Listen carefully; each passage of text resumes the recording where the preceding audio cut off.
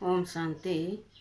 महाभारत रूपी मनोयुद्ध में संपूर्ण विजय प्राप्त करें।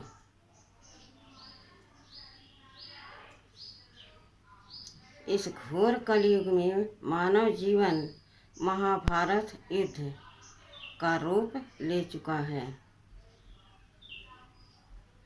प्रतिदिन व्यक्ति अपने जीवन को सुखी, समृद्ध और खुशहाल बनाने के लिए मनोयुद्ध रूपी संघर्ष करते हुए विजय का प्रयास करता नजर आता है, किंतु गलत आधार चुनने के कारण उसे विजय से अधिक हार का सामना करना पड़ता है। यादगार महाभारत युद्ध में दुर्योधन ने श्री कृष्ण से उनकी सेना प्राप्त की और अर्जुन ने निहत्थे श्री कृष्ण को अपना सारथी बनाया। परिणाम सभी जानते हैं कि निहत्थे होते हुए भी श्री कृष्ण ने पांडवों को जीत दिलाई और दुर्योधन की हार हुई। दुर्योधन की यही भूल थी कि उसने सेना को महत्व देते हुए भगवान का साथ ठुकरा दिया। आज लगभग हर व्यक्ति उसी दुर्योधन के मनोभाव का अनुसरण कर रहा है। ईश्वरीय नियमों मर्यादाओं का उल्लंघन करते हुए वह सांसारिक संपदाओं के बल पर जीवन रूपी संग्राम में विजयी होना चाहता है। लेकिन परमात्मा को अपना साथी, सारथी व खिवैया बनाकर जो जीवन रूपी रक्षण क्षेत्र में उतरता है, रण क्षेत्र में उतरता है, उसी की विजय होती है। सांसारिक सुखों का भोग करने की लालसा से हम अनेकानेक पाप करते हुए भौतिक संपदाओं का लंबा चौड़ा साम्राज्य स्थापित करने लग जाते हैं।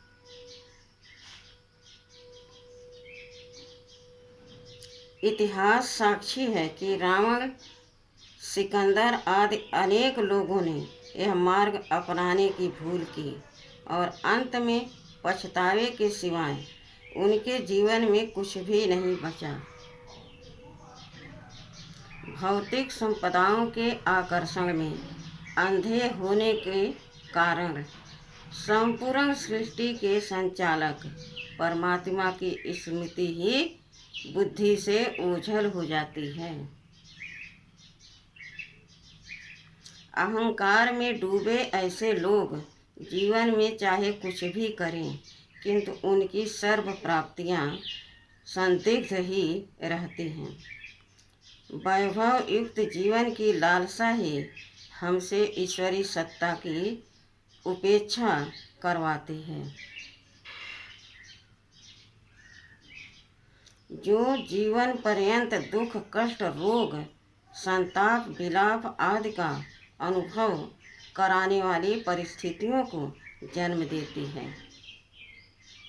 सांसारिक शक्तियों की ओर आकर्षण से समस्याएं तो समाप्त नहीं होती, किंतु जीवन से उमंग, उत्साह, मनोबल और आत्मबल अवश्य समाप्त होने लगता है। यदि संपूर्ण श्रद्धा भाव से जीवन नैया की पतवार परमात्मा के हाथों में सौंप दी जाए तो मन से भय व संशय समाप्त हो जाएगा। प्रभु पालना से दिन प्रतिदिन हमारा चरित्र दिव्य गुणों से भरपूर होता जाएगा। विश्व नाटक मंच पर समस्त घटनाएं हमारे ही कर्मों के प्रतिफल के रूप में निर्धारित समय पर घटित होती हैं, जिनके लिए कोई और व्यक्ति दोषी नहीं है।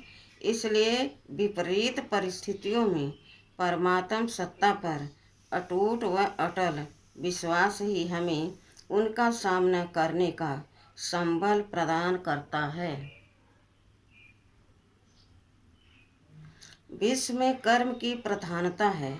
कर्म करना मानव धर्म है। कर्मों के आधार पर ही जीवन यापन के समस्त साधन जुटाए जाते हैं। हम परमात्मा द्वारा निर्मित वैश्विक आचार संहिता की परिधि में रहकर ईश्वरीय शिक्षा के अनुरूप ही प्रत्येक कर्म करें। हमारे मन बुद्धि में यह प्रश्न सदा विचरण करते रहना चाहिए कि परमात्मा मुझे क्या करवाना चाहता है।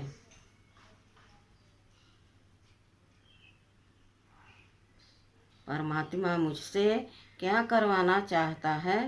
क्या मैं परमात्मा की इच्छा अनुरूप ही कर्म करता हूँ। परमात्म इच्छा को प्रधानता देने वाला उसके पावन हृदय में स्थान प्राप्त करने के साथ साथ अपना भौतिक जीवन भी दिव्य श्रेष्ठ और महान बना सकता है। अपने सर्व कर्म यदि परमात्मा को अर्पित कर दिए जाएं, तो वह हमें सर्व दुखों से पार कर देगा।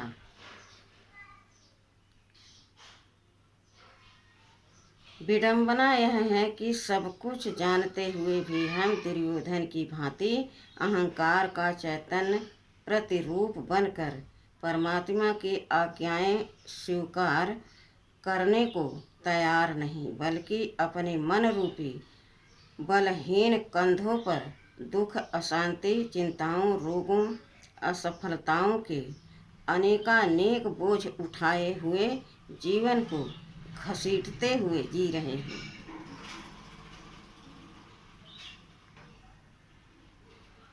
अपने हृदय देश में जन्म जन्मांतर से विराजमान अहंकार, वासनाएं, राग देश का जड़ से उन्मूलन कर परमात्म इच्छा श्रद्धा पूर्वक स्वीकार करनी होगी, तभी जीवन यात्रा सफल हो सकेगी। समस्त स्थूल व सूक्ष्म जगत का संचालन करने वाली परमात्म सत्ता के अनुरूप जीवन को श्रद्धापूर्वक ढालना ही सफल जीवन का मूल मंत्र है।